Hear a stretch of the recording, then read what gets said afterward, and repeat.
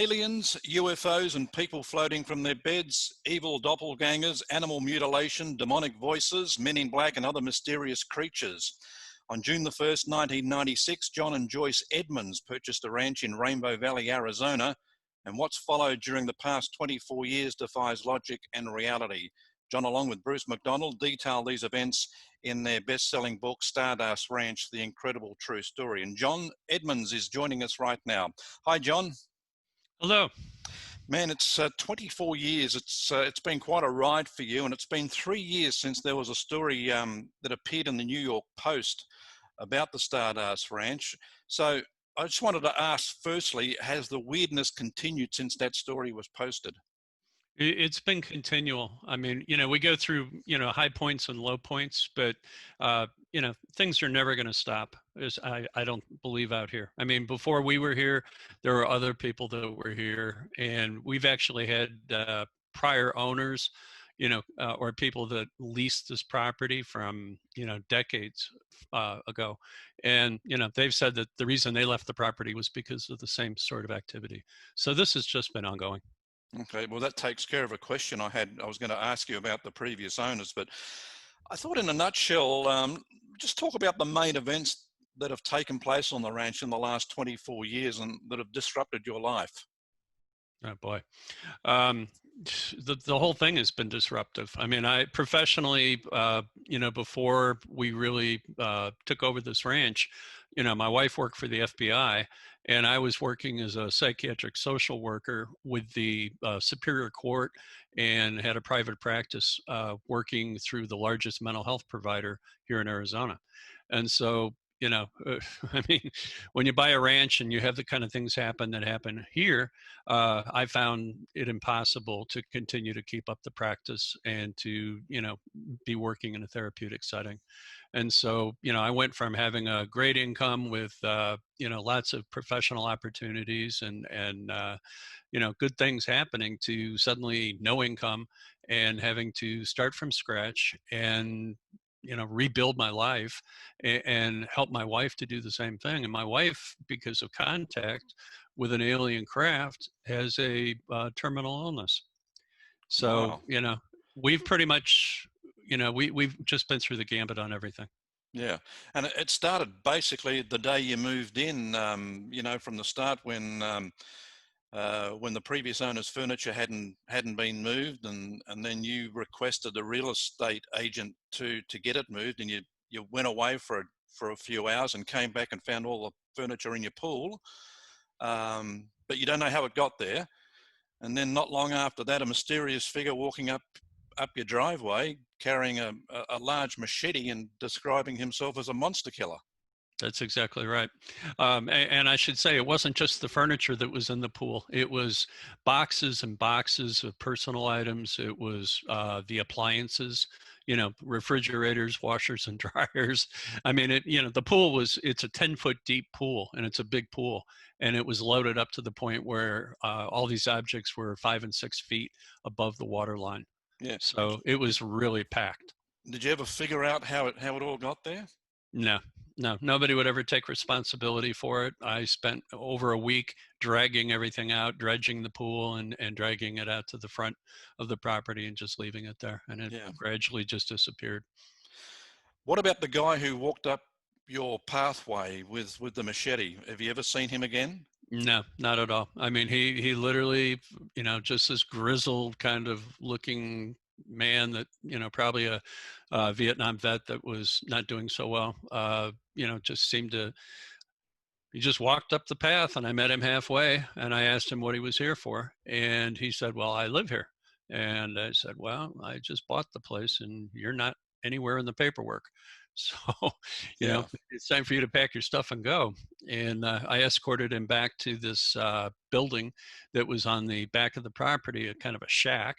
And I told him, I said, I'm going to use this area for my tack room because I'm going to have horses. Unless you know how to train horses, I don't need you. And he said, well, I don't train horses. I kill monsters. And I said, well, I don't have any monsters for you to kill. I don't think we need your services. Thank you very much. And he grabbed a couple of pillowcases in the corner and filled them up with his stuff and threw them over his shoulder, and off he went. And just before he left the property, he turned around and looked at me and he says, "You're going to really regret this." Okay, so that's a good segue to get into what's happened. I mean, obviously you've regretted it in some way, and did you figure out, or did it come to light, what he meant by monster killers? Well, what it actually, I have never had a chance to sit down with him and have a, secondary conversation, but I imagine what he meant by monsters was the same thing that we've seen, and that is we've seen various different anomalies, everything from gray aliens to UFOs to creatures that we don't even have names for. They don't communicate, but they used to be out in the desert before they built homes around us. And it turns out over the years, people have come forward to me and said, look, we've been seeing all this stuff for years too. We just didn't have anybody to tell it to. And we were afraid to say anything because we were afraid people would think we were crazy. And Yeah, I told him, I said, well, I've never worried about that. I thought it was too important from a scientific point of view and from a, just a general cultural point of view, just to let it go. So I kind of stuck my neck out and stood up and told the truth. yeah. Well, for those who aren't familiar with the book, Stardust Ranch: The Incredible True Story, do you want to kind of relay to us a couple of the more significant events that have taken place? Oh, I'd be happy to. Basically, we gradually progressed from uh, having no horses to my going out in the desert and kind of wandering around out there in a Jeep to find out what was out there. I mean, I always had this creepy feeling that there was weird stuff out there, but I didn't really know what it was. And so I took my Jeep and drove out in the wilderness, and I started coming across all these horses. And I thought to myself, well, Arizona has horses, but they don't have this many horses. And all these horses seem domestic. I mean, you could go right up to them and feed them, and they were perfectly happy to see you. And wild horses just aren't like that. And so I thought, well, these poor horses have been dumped out here. And so I went back to town and I got bales of hay and I got, feed. And I started going out there every morning and feeding the horses. Well, it didn't take very long before the horses decided that I was the feed wagon. Hmm. And so when I'd leave, they just kind of gallop behind me and follow me back to the ranch. And so I started getting a lot of horses that way. Yeah, And, when you have horses, you got to be up early in the morning and feed and water. And at night, you got to do the same thing. Well, you're outside a lot.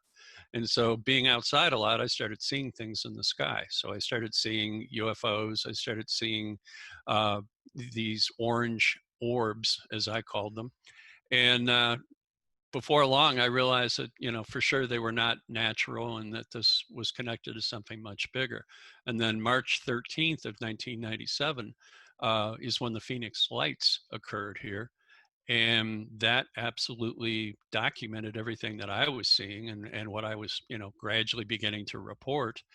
And, I took video of everything. I mean, we have such good proof, it's not even funny. And, we've been a little reluctant to share most of it just because of the fact that there have been threats and, there has been attempts to prevent us from going ahead and getting the word out. That's the biggest reason we did the book. Uh, was because of the fact that we needed to get this information out in the public. And gradually over time, it's going to be a series of books that are all related, because what we're seeing here at Stardust Ranch is just the microcosm of a much larger picture. And that goes back thousands and thousands of years. So, we're just reporting it firsthand. yeah. When you say threats from authorities? Well, we don't know. I mean, we've had situations where people have shot at us from across the street up on the mountain, to the point where it was so bad that my wife and I got trapped behind a horse water on the ground and had to call the police, and the sheriff came out, but they never caught anybody. There's been a lot of real negative feedback, and there's been a lot of good feedback. But the bottom line is that bullets speak louder than words.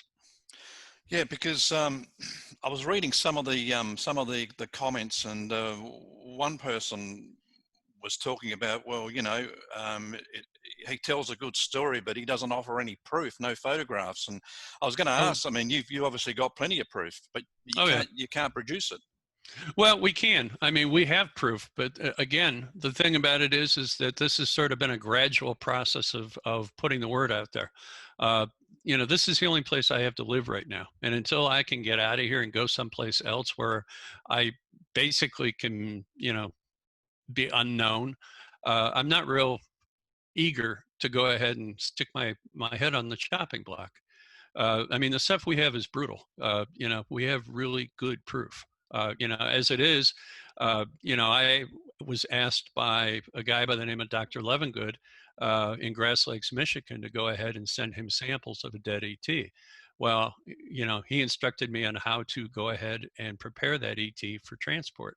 And I did that. And he actually had all the remains of that ET sent out to various different labs. And these were uh, anonymous samples, so they didn't know what they were getting. They went to major universities around the country, and all that information came back, and it confirmed that it was not of terrestrial origin. That they had never seen anything like it before, because it contained not only characteristics of plant matter, but also of an organic living creature. And, as we both know, there's no way a plant and an animal can be both. Mm-hmm. So, we were told that is the defining proof that ETs are here and that we are being visited at this ranch. Is that an ET? I read in the book where there was an ET that was killed. Is that the one you're talking about? Yes, that was the very first one. Okay. What type of ETs are they? Are they greys? Yes. Yeah. I mean, it's a typical gray, like you see represented all over the place. I mean, there are various different types of grays. We've had pictures, video of a couple of different types. We've had, like I said, the samples. We have actual, we have an alien rock that was dropped by one of these grays on the back of the property while investigators were here. And, I mean, we have so many witnesses and things for proof, it's not even funny. Hmm. The UFOs or the craft you're seeing, are they all similar in shape? I mean, you talked about the Phoenix lights. That was a triangular craft. Is that what you were seeing? We've seen triangles. We have seen saucers. We've had other people. Carrie Cassidy filmed a flying saucer here on the property. There's just been so many different types of things. We have 2 portals that are here on the property, and Rainbow Valley apparently is full of portals. I mean, it's not just this ranch. There are others out here.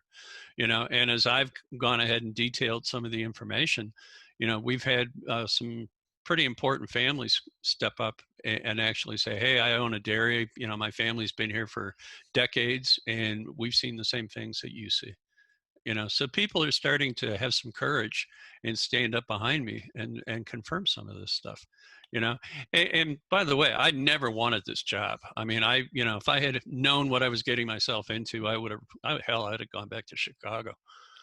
Yeah. Did you even believe in the paranormal before you moved there? Well, let's put it this way. It wasn't a state of believe or disbelieve. It was just a point of, anything's possible. I mean, I'm a logical, rational person. And, one has to depend on their facilities to be able to determine what truth is and what it isn't. And I'm also a very faithful person. And so, I had a lot of conflicting emotions about the whole thing when it first started. I didn't want to believe it was true. I mean, it kind of broke my heart because this ranch I'd been saving up for since I was a child. And, I worked all sorts of jobs in Chicago and in Illinois, all over the place to try to save up money for it. I finally got a chance to buy it, and it turned out to be the most disastrous thing I ever did. So, hasn't been a happy story for us. Yeah.